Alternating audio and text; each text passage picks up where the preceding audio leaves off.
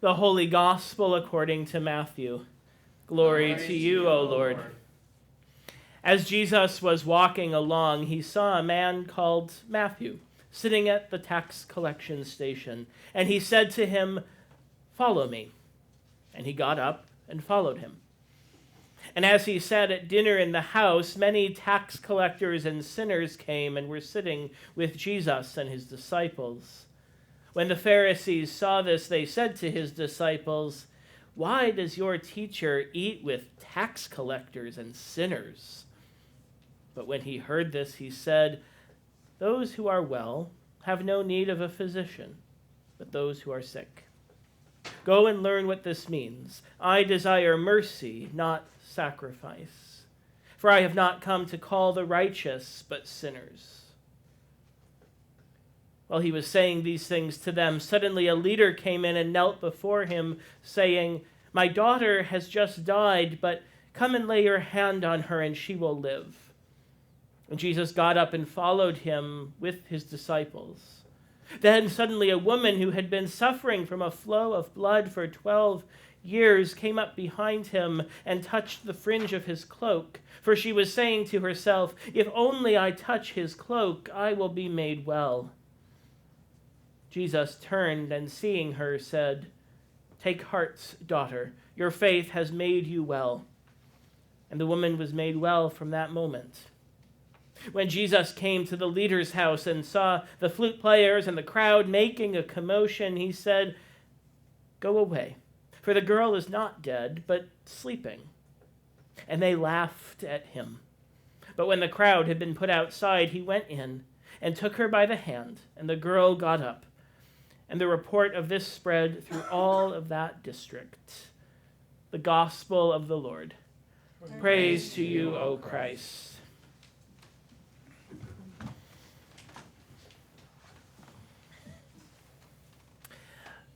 There's a song I've been hearing on repeat for the past few weeks. All the colors of the rainbow, all the voices of the wind.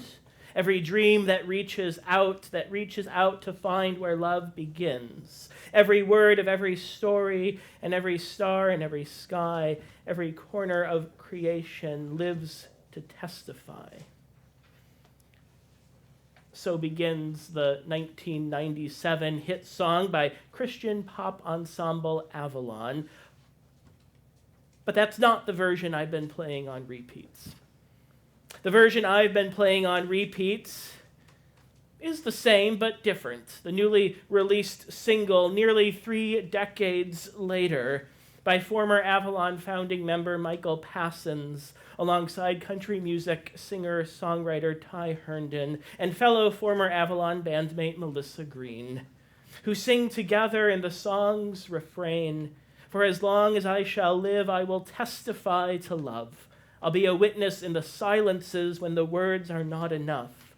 With every breath I take, I will give thanks to God above. For as long as I shall live, I will testify to love." I need to tell you why this is not just a song release, writes Melissa Green in a blog post on the day the re-release of Testify to Love dropped. Years ago, Michael and I were in Avalon together.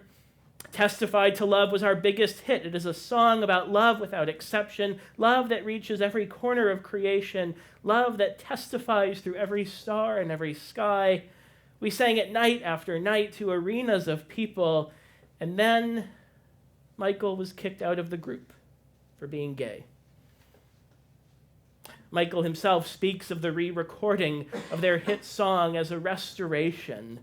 For years, he said, I sang these words while hiding who I truly was.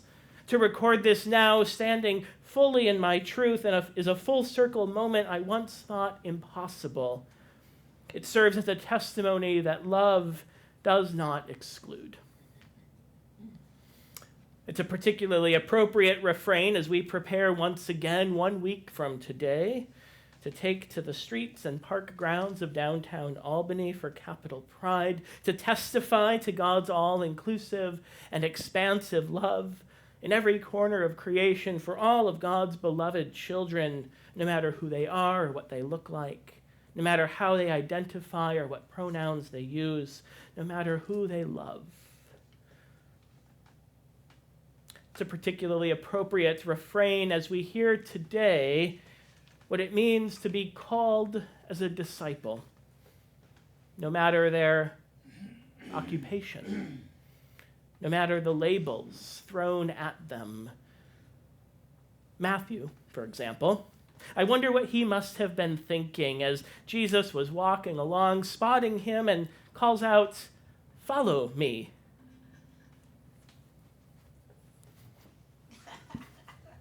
Me? I have a strong feeling there was one heck of a pause between that invitation to follow and that sudden moment when he just got up.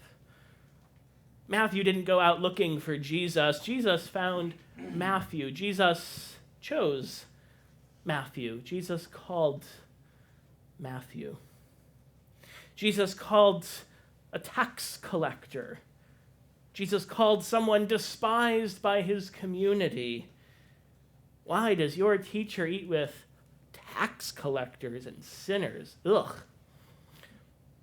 Jesus called one of those people, the kind of person we turn up our noses at or cross the street to avoid, the kind of person who doesn't belong, the kind of person we'd rather not share a pew with.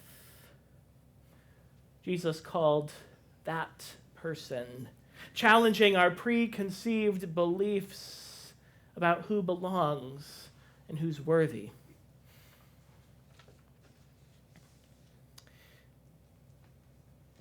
These past 2 days, as though one synod assembly wasn't enough, I live-streamed another.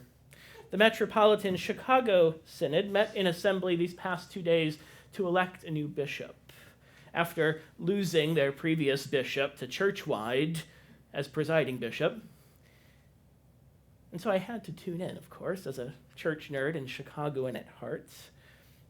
On the first ballot on Friday, seeing so many familiar names and beloved colleagues on the screen, my heart couldn't help but swell with pride and hope. 4 more ballots later, it's a long process.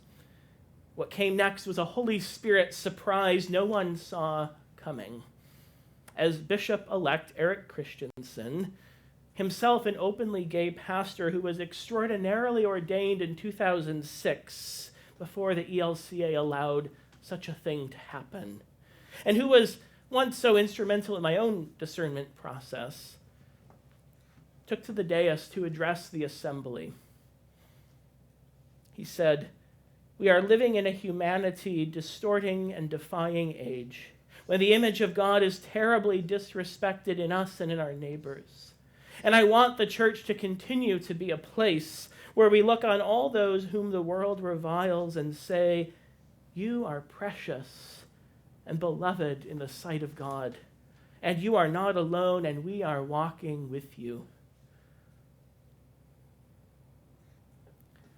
These are the ones whom God calls, those whom the world reviles, those who have been kicked out or cast aside, those who are called names a lot worse than tax collector or sinner, those who feel unqualified or unworthy or question their belonging. God calls you. God calls you.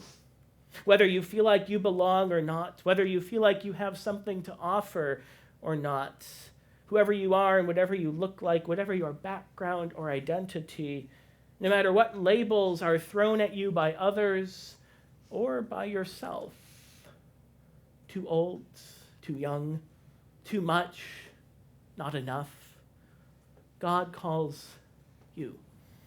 God calls you to testify to love in every corner of creation until all can know and feel that extraordinary love of God for this whole world.